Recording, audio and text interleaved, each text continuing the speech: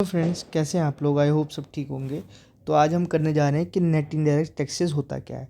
शुरू करने से पहले I will request you people to like share and subscribe my channel. Let's begin with the topic net indirect taxes. It is difference between indirect taxes and subsidies. ठीक है, indirect taxes क्या होता है? Basically net NIT क्या होता है, मैं इसका फॉर्मूला अगर लिखूँ तो NIT is equal to IT minus subsidies. ठीक है, अब IT क्या होता है, इनडायरेक्ट टैक्स क्या होता है? All tax on all goods and services, जितनी भी गुड्स हैं और जितनी भी सर्विसेज है उन पर टैक्स लगता है ये ड्यूरिंग द देयर प्रोडक्शन, जब उनकी प्रोडक्शन हो रही होती है। On manufacturing, selling, transporting etcetera, इन सब पे टैक्स लगता है। इसको हम बोलते हैं indirect tax. Excise duty, custom duty, sales tax, octroi, licence fee, service tax, entertainment tax, ये सब इनडायरेक्ट टैक्स हैं। Are some example. These taxes raise the price of goods and services, जब ये टैक्स लग जाते हैं तो ये प्राइस रेज कर देते हैं गुड्स एंड सर्विसेज की। These are called indirect because, ये इनडायरेक्ट इसलिए बोलते हैं हम इसे क्योंकि इसका जो बर्डन है, because burden of these tax, इनका जो भी बोझ है, इनका जो भी बर्डन है, वो कहाँ शिफ्ट हो जाता है? Is shifted to buyer. वो किस पे शिफ्ट हो जाता है? बायर पे। ऑल दो the responsibility of paying these tax, लेकिन जो रिस्पॉन्सिबिलिटी है इस टैक्स को पे करने की इज़ ऑन प्रोडक्शन यूनिट्स, उन प्रोडक्शन यूनिट्स पे है। क्या होता है? एग्जाम्पल समझना। ये एक फैक्ट्री है, ठीक है यार, कैसे बनाता हूँ मैं भी फैक्ट्री। ये एक फैक्ट्री है, वो घर ही बनाऊँगा मैं भी, मेरे को भी पता है, पर आप समझो ये एक फैक्ट्री है। यहाँ पे आइसक्रीम बन रही है, ठीक है, ऐसे होती है ना आइसक्रीम, आइसक्रीम यहाँ एक आइसक्रीम बन रही है, ठीक है। आइसक्रीम को बनाने में क्या क्या चाहिए? ठीक है, इसको चाहिए दूध, मिल्क, क्रीम चाहिए, ठीक है, शुगर चाहिए। ये इसके रॉ मटेरियल है, रॉ मटेरियल। तो जैसे जैसे सामान ऐड होता रहता है, ठीक है, शुगर हो गया, प्लस मिल्क हो गया, प्लस क्रीम हो गया, प्लस कोन हो गया, ठीक है, इनके ऊपर टैक्स लगता रहता है, ठीक है, जो भी टैक्स लगा। आखिरी में जो सामान जो टोटल इसकी जो कॉस्ट बनी, जो टोटल जो कॉस्ट आई, वो आई मान लो 15 रुपये, ठीक है। 15 रुपये टैक्स कॉस्ट आ गई, टोटल टैक्स टूक्स मिला के, प्लस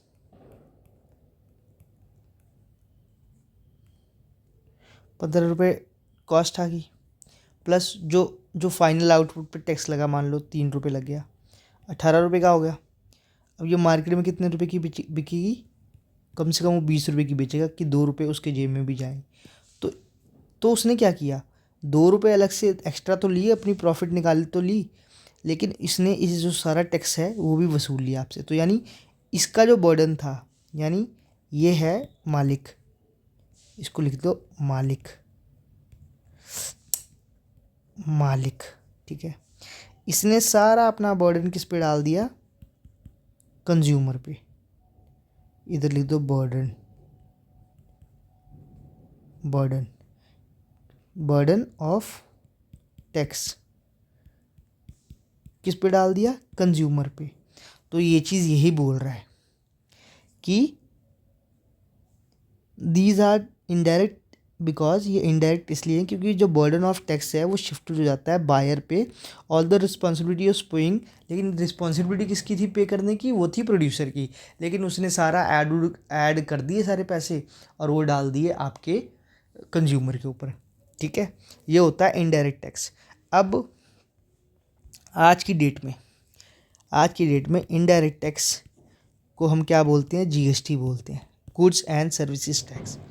सारे टैक्स को इकट्ठे करके ऐड करके इसमें डाल दिया, गुड्स एंड सर्विसेज टैक्स। अब GST लगता है हम पे, ठीक है। 2017 से मोदी जी ने GST लगा दिया पूरे देश में, ठीक है। और मोदी जी यानी हमारे देश के प्राइम मिनिस्टर, सर्वे सर्वा एक तरीके से। लेकिन याद रखना, इसमें पेट्रोल नहीं आता GST में, एल्कोहल नहीं आता। कहाँ से आएगा एल्कोहल? अगर अल्कोहल आने लग गया तो जीएसटी में क्या है, टैक्स स्लैब्स है ना, 0, 5%, 8%, 12%, और जी हाँ इतनी है, 5 टैक्स स्लैब्स हैं, एक और है शायद। ठीक है, जब जीएसटी करवाऊंगा तब बताऊंगा आपको अच्छी तरह। ठीक है, सो ये था। अब सब्सिडीज़ क्या होते हैं? These are financial assistance by government to an enterprise on production of a certain commodity. ये फाइनेंशियल असिस्टेंट होते हैं सरकार के द्वारा किसी भी एंटरप्राइज, किसी भी कंपनी को on production of a certain commodity, जब एक ख़ास तरह की कमोडिटी वो बनाते हैं, या फिर कंपनसेशन होता है for selling a good at a certain price fixed by the government which is below the open market price, या फिर एक ऐसे प्राइस पे बेचना जो कि बिलो द मार्केट प्राइस है। ठीक है, क्या होता है मैं आपको अब एग्जाम्पल्स के तरीके से बताता हूँ। ये सब मिटा दो भाई, आपको समझ में आए पता नहीं, इसको इसको इसको इसको इसको इसको सबको मिटा दो। ठीक है, अब मैं आपको एक एग्जाम्पल के थ्रू अच्छी तरह समझाता हूँ, बहुत इजी तरीके से समझ में आएगा आपको, देखना। एक मिनट, ठीक है, ध्यान से समझना।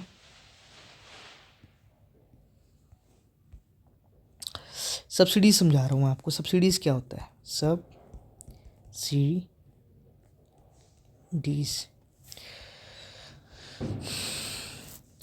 ये फैक्ट्री है,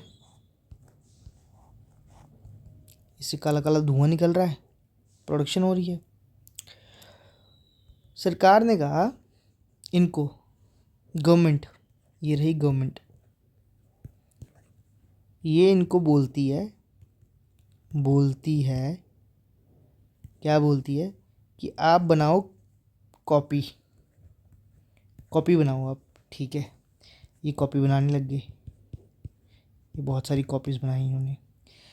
ये कहता है, इसका मालिक कहता है, ये मालिक ही रहा, मालिक कहता है कि कॉपी बनाने में मुझे ज़्यादा फ़ायदा नहीं मिल रहा, तो मैं क्या करूं?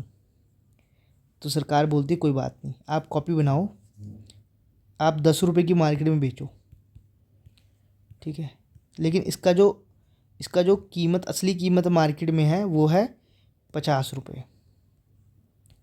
ठीक है, सरकार लेकिन कहेगी आप ये कॉपी बनाओ और ये मार्केट में बेचो 10 रुपये की, उनमें उस मार्केट में जहाँ पे ट्राइबल पॉपुलेशन है, यहाँ पे जहाँ गांव की पॉपुलेशन है।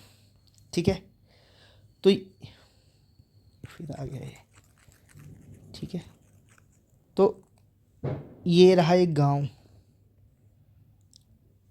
इस गांव में ये कॉपीज़ आएंगी बिकने के लिए। इस गांव में इस कॉपी का वैसे प्राइवेट रेट क्या है? 50 रुपये, लेकिन ये सरकारी रेट पे बिक रहे हैं कितने में? 10 रुपये में।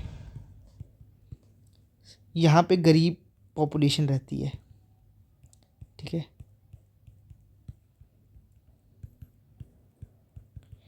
वो ये कॉपीज़ ख़रीदेंगे, अब ख़रीद पाएंगे ज़्यादा, तो अब इनकी एजुकेशन जो होगी वो इंक्रीज़ हो जाएगी, लेवल ऑफ एजुकेशन इंक्रीज़ हो जाएगा। सो सरकार ने ये वेलफेयर के लिए किया, इनका तो अच्छा हो गया, भला हो गया इस गांव का। ठीक है, विलेज तो हो गया हैप्पी। अब इसको खुश कैसे करें? किसको? इसको, ये तो मायूस बैठा हुआ है, ऐसे मुंह लटका के बैठा हुआ है, इसको कैसे खुश करें?